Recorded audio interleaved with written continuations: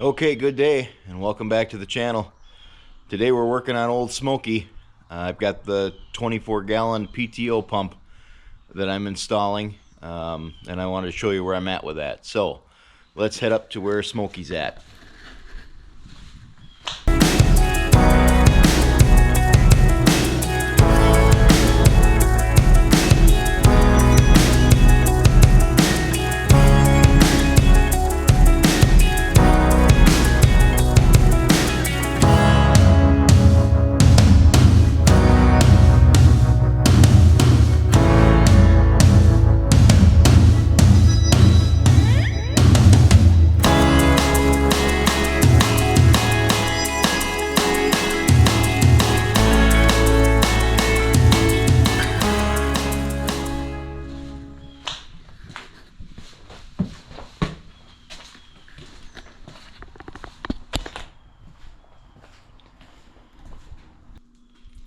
So I got the old grease and pump off.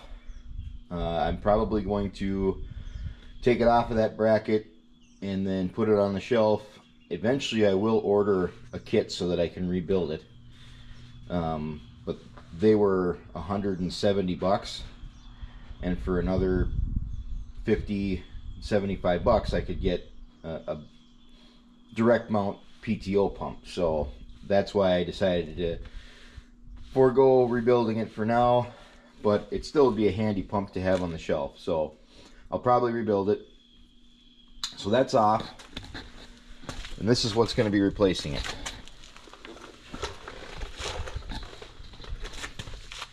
So 24 gallons a minute at 550 RPM.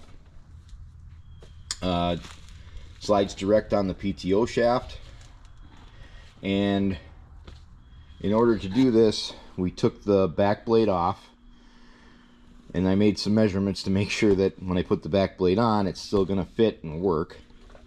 However, I could not slide this pump onto the shaft directly because of the other hydraulic pump.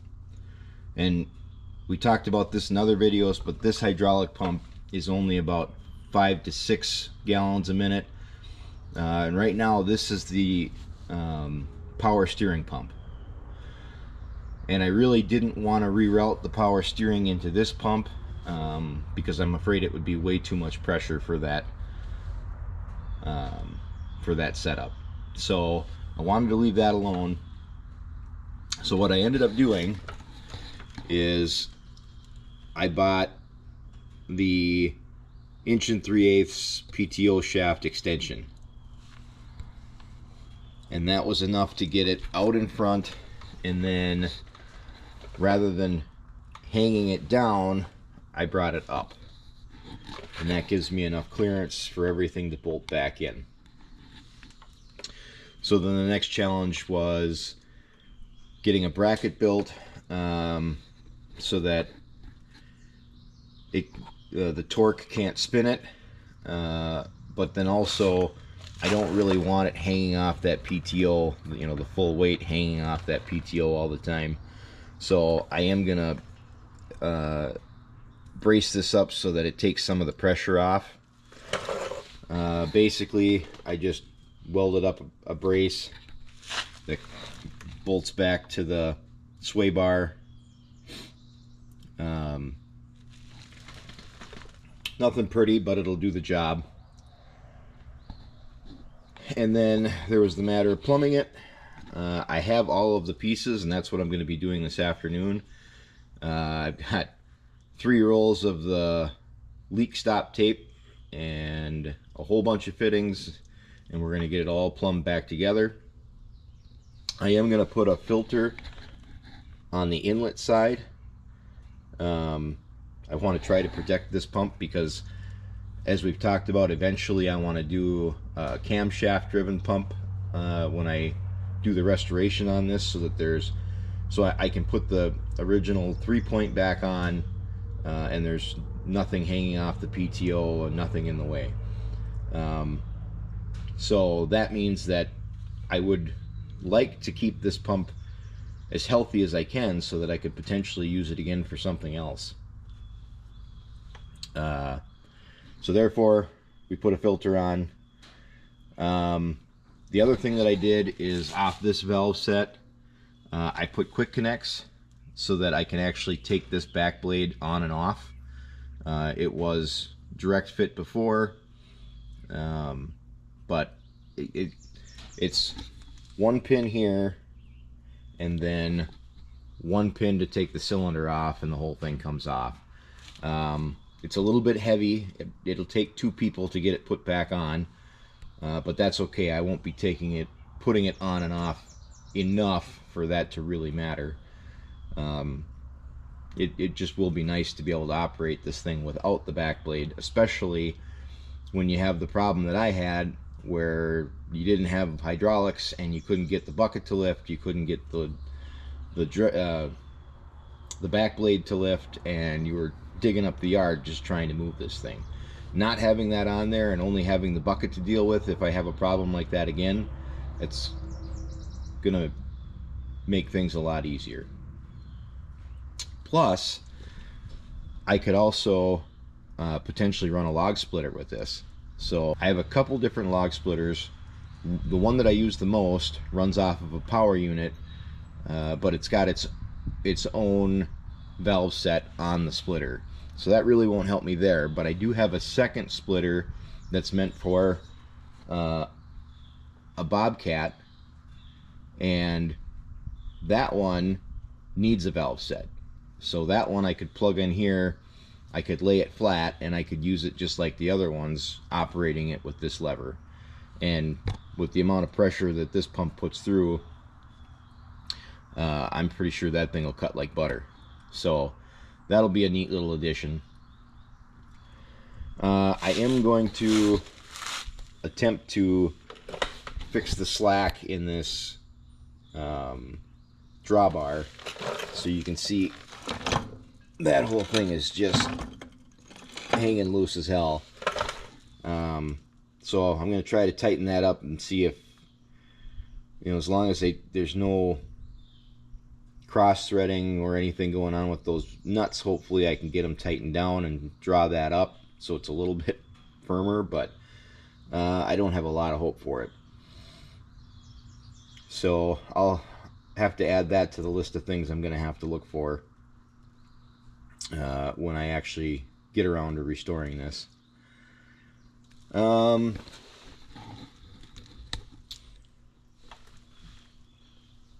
Yeah, so that is the update at this point. I'm going to go ahead and turn the camera off and get everything taped together and replumbed. And then before I can actually start it and see if it works, I have to dig into that starter that came off the 335 and find out what is going on with it. Hopefully it's something simple. It's grounding somewhere and I can get it cleaned up. And then we can throw it on this and hopefully get her started up and running. So that's the goal for today. Alright, when I get a little further, I'll bring you back. Alright, I got everything taped and plumbed. Take a quick look.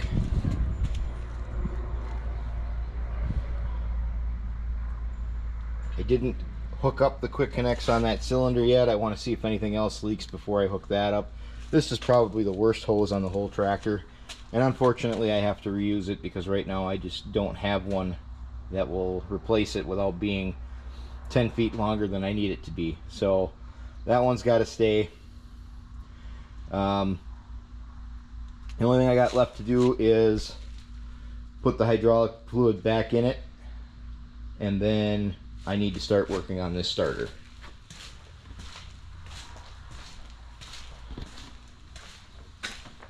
So step one is I'm going to hook a battery up to it to see what's happening. It was dragging really bad. That's why I took it off. So I'll put a battery on it and see if it doesn't spin, then I'll take the back plate off and we'll take a look at the brushes. I'm hoping that it's just a bad contact on a brush. We can get it cleaned up and make this usable again. So that's this afternoon's project. we get that done, then we can fire up Smoky and see how the whole thing works out. There wasn't a lot of information on these pumps, both online and on YouTube. I found one video where someone had put it on a John Deere to run their bucket, and his one comment was his other pump was running so inefficiently that he thought he needed a 24 gallon a minute pump, and it ran really fast, although he didn't actually show it operating on camera, so I don't really know. It was a 24 gallon a minute pump that I took off, 24 gallon a minute pump that I'm putting on. If that one at Greason really was running inefficiently, I wouldn't be upset if this bucket moved a lot faster than it did. But yeah, it may be overkill, I don't know. So I'm really curious to find out, and when I get her started and running, I'll make sure that everybody gets to see how well it operates. So I'm going to jump on that starter, see what I can do. Oh, the other thing is, I did tighten up this swing plate roller, and now I see why they left it the way that it was. Because now the bracket, I don't know if you can see really well, but it's crooked, super crooked. So I took a lot of that play out, but the blade's going to sit really crooked. So when we get the blade back on, we'll have to take a look at that, see how bad it is. I think from a lifting standpoint, that's what I'm worried about, is it's going to lift off to an angle. But if it does, then I'll have to set it back down to where it was and just wait for the drawbar to break off, I guess. Hopefully we get to restore it before that happens. Probably going to need a new drawbar anyway, because this has all been welded on. So, little things. Alright, I'll bring you back. Okay, I got her going. The starter problem wasn't as bad as I thought it was. Just had to clean up the brushes a little bit. The pump has a little more vibration in it than I was hoping for. I'm not sure why it's flexing so much. I put some fluid in the power steering, and I got a really bad leak right there that I got to fix, but I don't have the parts for it, so for now I just clamped it up and we'll do our best. It'll just run out again, and that's that. But this doesn't seem to be leaking, at least right now. And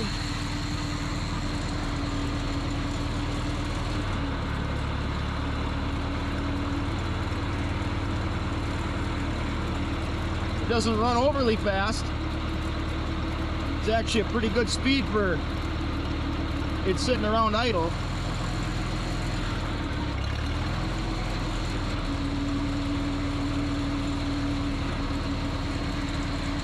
I think it sounds pretty good, actually. And the best part is the clutch finally unlocks, so when I'm not running it, I can take it out.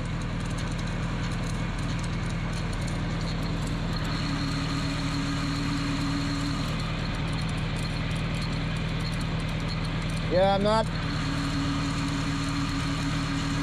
super impressed with how much flex that has.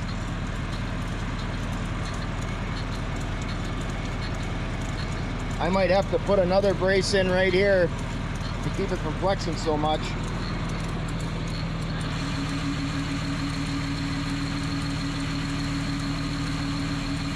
Although, I don't know, the flex might be a good thing. Bind it up too much and then I will have problems. But we're gonna go see if we can break it, I guess. Give it a try. I like it better than that other setup I had, that's for sure.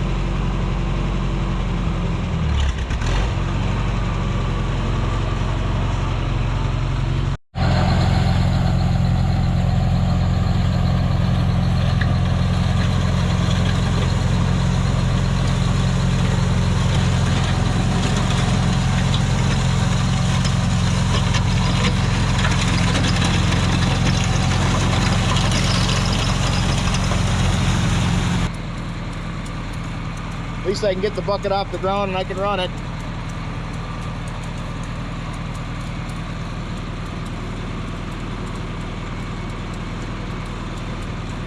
Yeah, pressure-wise, that's not bad.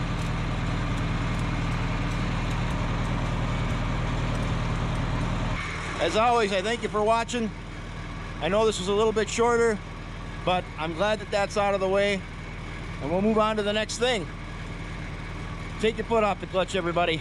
Thank you.